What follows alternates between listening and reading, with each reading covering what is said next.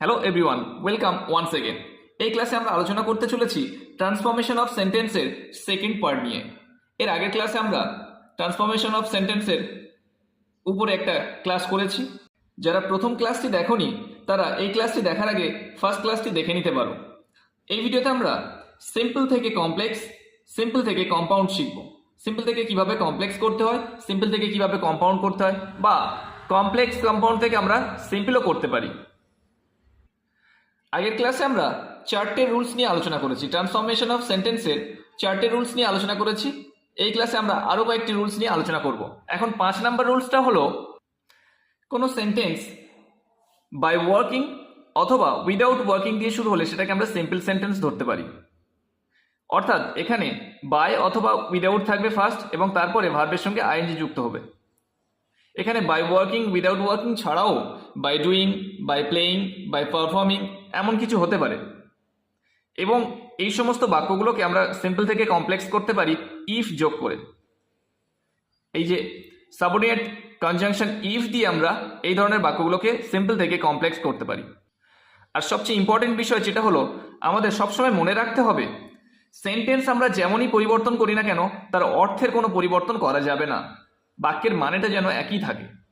যেমনভাবে আমরা সিম্পল থেকে কমপ্লেক্স অথবা কম্পাউন্ড করি না কেন অর্থটা একই রকম রাখতে হবে, অর্থের কোনো পরিবর্তন বা বিকৃতি ঘটানো যাবে না। তাহলে ফার্স্ট যে সিম্পল সেন্টেন্সটি আছে সেটা হলো, by working hard you can prosper in life. কঠোর পরিশ্রম করে তুমি জীবনে সফল হতে পারো।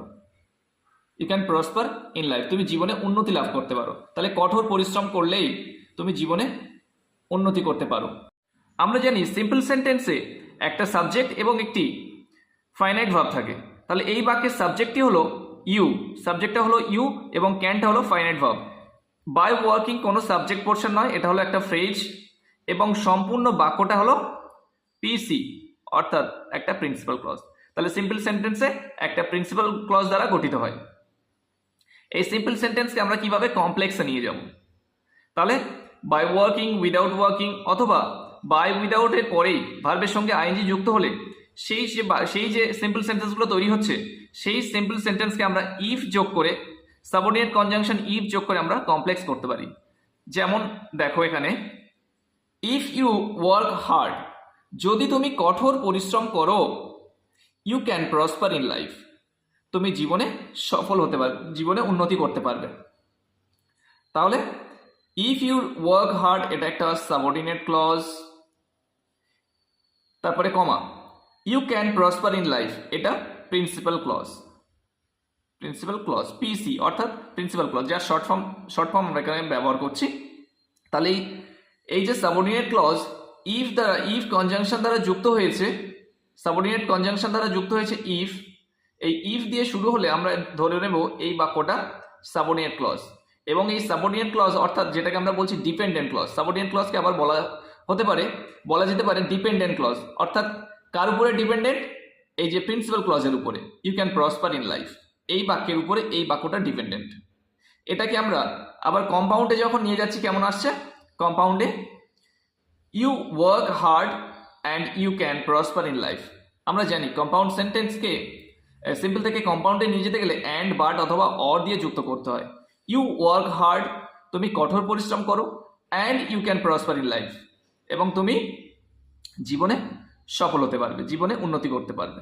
তাহলে এই যে সাবঅর্ডিনেট কনজাংশন অ্যান্ড দ্বারা দুটো প্রিন্সিপাল ক্লজকে অ্যাড করলো। তাহলে এখানে দুটো principal clause, you work hard আর you can prosper in life, দুটোই সব প্রিন্সিপাল ক্লজ। কম্পাউন্ড সেন্টেন্সে দুটো প্রিন্সিপাল ক্লজকে একটা সাবঅর্ডিনেট কনজাংশন দ্বারা যুক্ত করা হয়। 5 নাম্বার রুলসের আরো একটি এক্সাম্পল আমরা একটু দেখে নেব।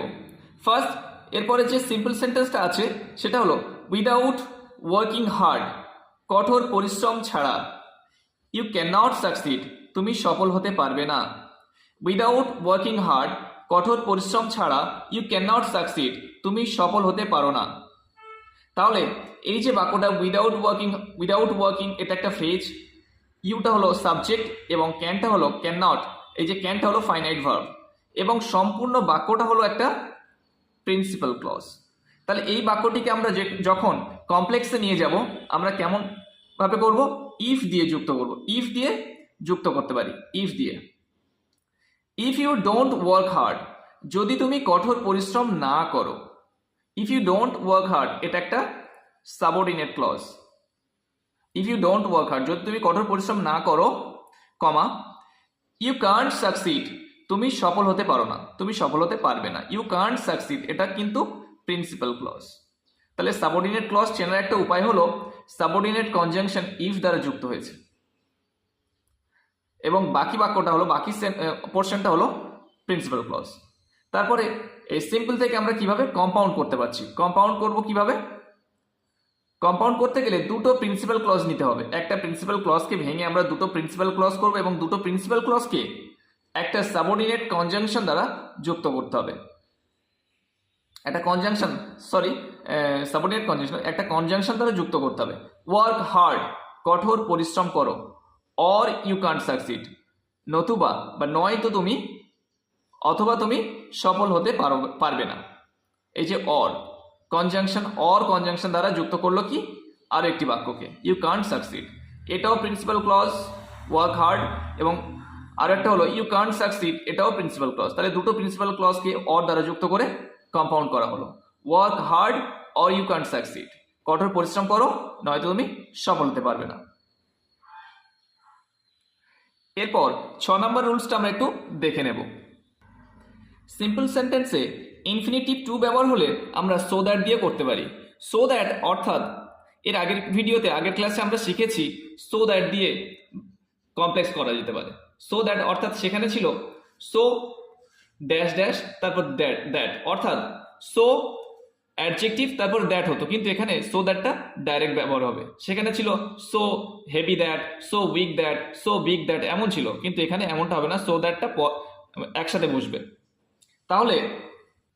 তাহলে ফার্স্ট সিম্পল সেন্টেন্সটা হলো he came to me to know the matter, সে আমার কাছে এসেছিল বিষয়টা জানতে, সে আমার কাছে এসেছিল ব্যাপারটা জানতে। তাহলে তার জানার উদ্দেশ্য ছিল কি? ব্যাপারটা, তার আসার উদ্দেশ্য কি ছিল? ব্যাপারটা জানা। ইন অর্ডার টু, এখানে টু না ব্যবহার করে আমরা ইন অর্ডার টুও ব্যবহার করতে পারতাম। He came to me in order to know the matter, এটাও হতে পারে। তাহলে ইন অর্ডার টু অথবা টু, এই যে ইনফিনিটিভ টু ব্যবহার করা হয়েছে, এইরকম বাক্য থাকলে বাক্যের মধ্যে এইভাবে ইনফিনিটিভ টু ব্যবহার করলে আমরা সেটাকে সিম্পল সেন্টেন্স ধরতে পারি। তাহলে এটাকে আমরা কিভাবে কমপ্লেক্স করব? সো দ্যাট দিয়ে। হি কেম টু মি, সে আমার কাছে এসেছিল, so that he could know the matter, যাতে করে সে বিষয়টা জানতে পারতো। যেহেতু এখানে পাস্ট টেন্সে আছে, তাহলে আমরা সম্পূর্ণ বাক্যটাকে, দুটো বাক্যকে আমরা পাস্ট টেন্সে ব্যবহার করেছি। হি কেম টু মি, সে আমার কাছে এসেছিল, এটা principal clause. So that he could know the matter, যাতে করে বা যাতে সে বিষয়টা জানতে পারে। তাহলে এই সো দ্যাট দিয়ে শুরু হলে সাবঅর্ডিনেট কনজাংশন, তাহলে আমরা ধরে নেব এটা সাবঅর্ডিনেট ক্লজ, এটা সাবঅর্ডিনেট ক্লজ। তাহলে এটা কি কম্পাউন্ডে করতে গেলে কেমন হবে? কম্পাউন্ডে করতে গেলে আমরা দুটো প্রিন্সিপাল ক্লজ তৈরি করব। হি কেম টু মি, সে আমার কাছে এসেছিল, অ্যান্ড সাবঅর্ডিনেট কনজাংশন অ্যান্ড দ্বারা যুক্ত করলাম। He wanted to know the matter, সে বিষয়টা বা ব্যাপারটা জানতে চেয়েছিল। তাহলে এখানে একটা প্রিন্সিপাল ক্লজ পাচ্ছি, আর এখানেও একটা প্রিন্সিপাল ক্লজ পাচ্ছি। তাহলে দুটো প্রিন্সিপাল ক্লজকে সাবঅর্ডিনেট কনজাংশন, অর্থাৎ দুটো প্রিন্সিপাল ক্লজকে কনজাংশন অ্যান্ড দ্বারা যুক্ত করা হয়েছে। আরো একটা এক্সাম্পল আমরা দেখব। He woke up at the time of raining, সে ঘুম থেকে উঠেছিল at the time of raining, ঠিক বৃষ্টির সময়, সে বৃষ্টির সময় উঠেছিল। তাহলে এই যে at the time of raining, একদম ঠিক বৃষ্টির সময়, যখন বৃষ্টিটা হয়, তাহলে এখানে একটা সময়কে উল্লেখ করছে। তাহলে আমরা দেখতে পাচ্ছি যে সময়টা ওয়েন, এটা কমপ্লেক্স করতে গেলে ওয়েন ইট ওয়াজ রেনিং, যখন বৃষ্টি হচ্ছিল। হি ওক আপ, তাহলে কমপ্লেক্সে কেমন হলো? ওয়েন ইট ওয়াজ রেনিং, যখন বৃষ্টি হচ্ছিল, হি ওক আপ, সে উঠেছিল। তাহলে এই যে এটা হলো principal clause, when it was raining, when দিয়ে আমরা যুক্ত করলাম দুটো বাক্যকে, এটা হলো subordinate clause. He woke up at the time of raining, সে বৃষ্টির সময় উঠেছিল। When it was raining he woke up, যখন বৃষ্টি হচ্ছিল সে উঠেছিল। এই ওয়েনটাকে আমরা মাঝখানেও ব্যবহার করতে পারি। হি woke up when it was raining, এটাও ব্যবহার করা যেতে পারে। আর কম্পাউন্ড সেন্টেন্সে আমরা কেমন ভাবে দেখব? কম্পাউন্ড সেন্টেন্সে দুটো প্রিন্সিপাল ক্লজ নিতে হবে। ইট ওয়াজ রেনিং একটা প্রিন্সিপাল ক্লজ, অ্যান্ড কনজাংশন দ্বারা যুক্ত করছি হি ওক আপ, আর একটা principal clause. It was raining and he woke up, বৃষ্টি হচ্ছিল এবং সে উঠেছিল। তাহলে এই যে অ্যান্ড কনজাংশন দ্বারা যুক্ত করলাম দুটো প্রিন্সিপাল ক্লজকে। দেখো প্রত্যেকটা বাক্য আমরা সিম্পল থেকে কমপ্লেক্স এবং কম্পাউন্ড করেছি, কিন্তু অর্থের কোনো পরিবর্তন ঘটায়নি। ঠিক এভাবে সিম্পল থেকে কমপ্লেক্স করতে গেলে অর্থের কোনো পরিবর্তন ঘটানো যাবে না। ট্রান্সফরমেশন অফ সেন্টেন্সের উপরে যদি আরো ভিডিও পেতে চাও তাহলে কমেন্টে জানাবে। নেক্সট ভিডিওতে আমরা ট্রান্সফরমেশন অফ সেন্টেন্সের আরো কিছু রুলস নিয়ে আমরা আলোচনা করব।